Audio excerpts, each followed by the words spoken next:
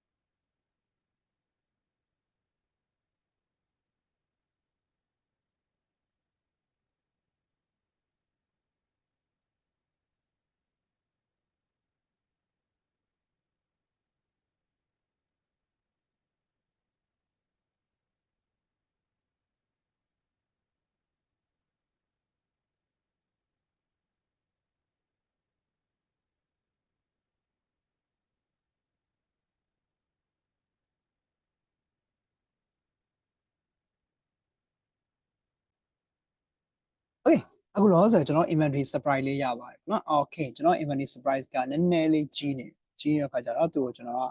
size ကို50လောက်ထားလိုက် Okay ပြီးတော့နာမည်လေးလည်းကျွန်တော်နည်းနည်းပြောင်းလိုက်မယ် I am inventory ဆိုပြီးတော့မှ surprise လေးကိုကျွန်တော်နာမည်ပြောင်းလိုက်เนาะ Okay ဟုတ်ပြီ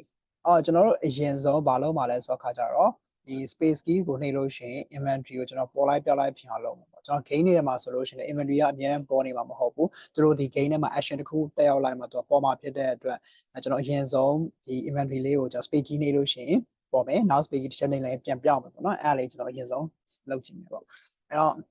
ကျွန်တော်လုပ်ဖို့အဲ့တော့ဆိုလို့ရှိရင်ကျွန်တော်ဘာလုပ်မလဲဆိုတော့ကျတော့ variable လေးတစ်ခုကိုကျွန်တော် declare လုပ်လိုက်မယ်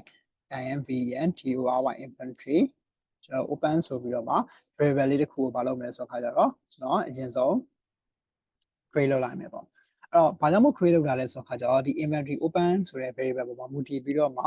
ကျွန်တော်ဒီ action တစ်ခုထည့်မယ်ပေါ့နော်အဲဒါကြောင့်မို့လို့ကျွန်တော် inventory open ဆိုတဲ့ဟာကို create လုပ်တာဖြစ်ပါတယ်အဲ့တော့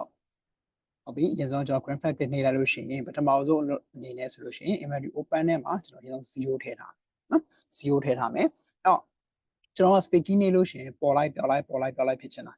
အဲ့တော့ဒီပုံမှာမူတည်လို့မှာဆိုတော့ခါကျတော့အရင်ဆုံး speaking အားလေးသွားယူမယ်သွားယူပြီးသွားလို့ရှိရင်if necessary ပေါ့ if as တကယ်လို့များတာပေါ့နော်အခုလောဆယ်တကယ်လို့များတာကျွန်တော်တို့ရဲ့ဒီ inventory open ဆိုတဲ့ဟာလေးကဒီ value လေးကပေါ့နော်1အောက်ငယ်တယ်ဆိုလို့ရှိရင်ကျွန်တော်တို့ကဒီ inventory open နဲ့ကိုပါထည့်ပါလဲဆိုတော့ခါကြတော့ကျွန်တော်1ထည့်မယ်နော်တကယ်လို့1နဲ့1အောက်မငယ်ခဲ့ဘူးဆိုလို့ရှိရင်တော့ကျွန်တော်0ထည့်မယ်ဗျာဒါပဲအဲ့တော့ဟုတ်ပြီဗျာအဲ့တော့ reference နှိပ်လိုက်မယ်အခုလောဆယ်မှာ inventory open နဲ့မှာ0ရှိတယ်အဲ့တော့ကျွန်တော် speaking နှိပ်လိုက်မယ်တော့1အောက်ငယ်ရဲ့အတွက်ဒီ inventory open နဲ့မှာ1ထည့်သွားတယ်နောက်တစ်ချက်ပြန်နှိပ်လိုက်မယ်0ပြန်ထည့်တယ်နောက်တစ်ချက်ပြန်နှိပ်လိုက်ရင်ဘာဖြစ်သွားပြီလဲဆိုတော့1ဖြစ်သွားပြီပေါ့ okay ဟုတ်ပြီအဲ့တော့ဒါကိုကျွန်တော်ဘယ်လိုပြန်ထိမှာလဲဆိုတော့ခါကြတော့ okay နောက်တစ်ကျွန်တော် graph rate ကိုတစ်ခုယူလိုက်မယ်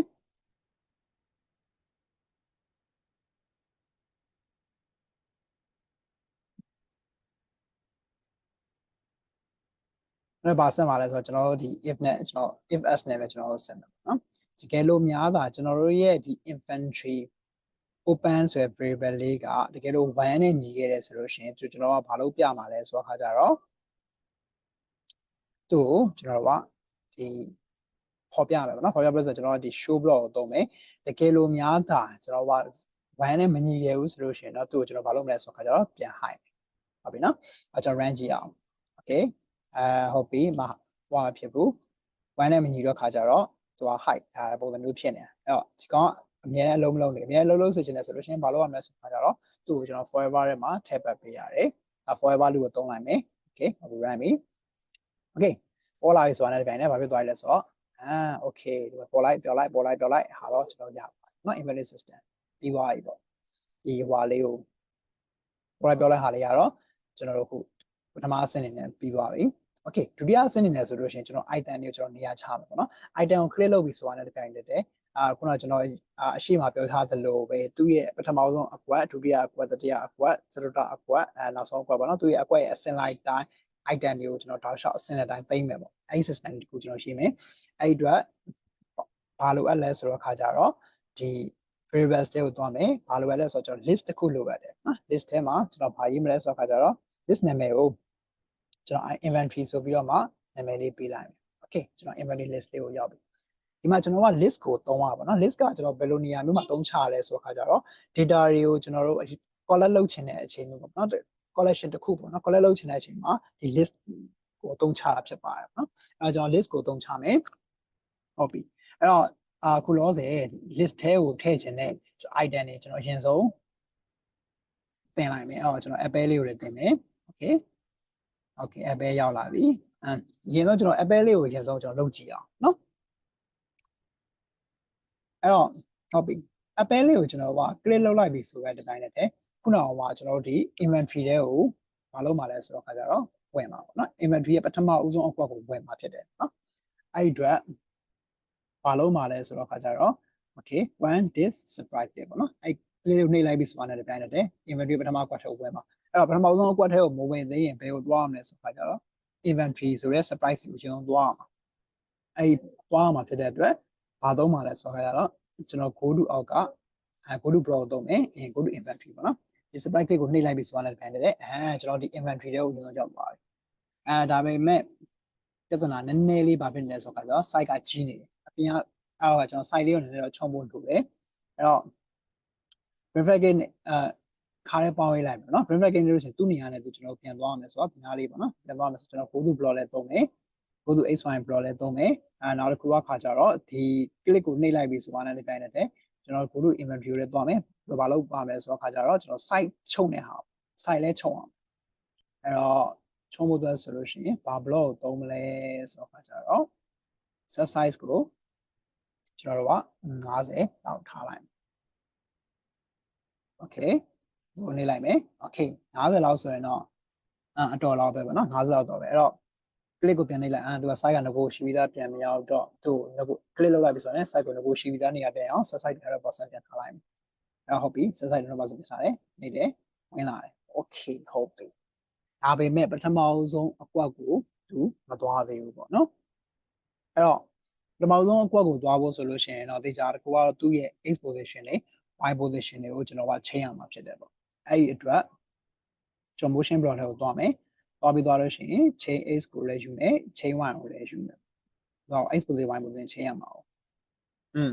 ဒါမဲ့တကူရှိရဒီနေရာမှာကျွန်တော်ကဒီ constant value တွေကိုကျွန်တော်သုံးလို့မရအောင်ဘာလို့ဘာဖြစ်လို့လဲဆိုတော့အခါကျတော့ကျွန်တော်ကဒီ pan ဒီတစ်လုံးနဲ့ကိုသိမ်းမှာမဟုတ်ဘူးဗျာတခြားကျွန်တော် strawberry တွေတို့တခြားထည့်ချင်တဲ့ item တွေအများကြီးရှိကိုရင်ဆုံး collect လုပ်လိုက်တဲ့ဟာဒီက item ဒီကပထမဆုံးအကွက်ထဲကိုဝင်ရမှာဖြစ်တယ်အဲ့တော့ဘယ် item ကိုပဲဖြစ်ဖြစ်ကျွန်တော်ပထမဆုံးအကွက်ထဲကိုထည့်ရမှာဖြစ်တယ်အဲ့အတွက်ဒီနေရာမှာဆိုတော့ကျွန်တော် constant value ကိုသုံးလို့ရှိရင်ဘာဖြစ်သွားမလဲဆိုတော့ခါကျတော့ကျွန်တော် apple နေလိုက်လို့ရှိရင်ဒီ apple name မှာပဲကျွန်တော်ကအဲ့ပထမအကွက်ထဲကိုရောက်မဲ့ပုံစံဖြစ်သွားမှာအဲ့တော့ခါကျကျွန်တော်ဒီ constant value တွေမတော်ဘူးအဲ့အတွက်ကျွန်တော် x y ကိုဆိုရဲ variables နှစ်ခုကျွန်တော်ထပ်ပြီးတော့မှ declare ထပ်လုပ်မယ်x တစ်ခုထည့်ယူမယ်နောက်တစ်ခုကဘာထည့်ယူမလဲဆိုတော့ခါကျတော့ကျွန်တော် y ဆိုတဲ့ဟာကိုကျွန်တော်ထည့်ယူမယ်เนาะ okay ကျွန်တော် x y ကိုကျွန်တော်ဒီနေရာလေးမှာအသုံးချလိုက်မယ် okay ဟုတ်ပြီဗျာ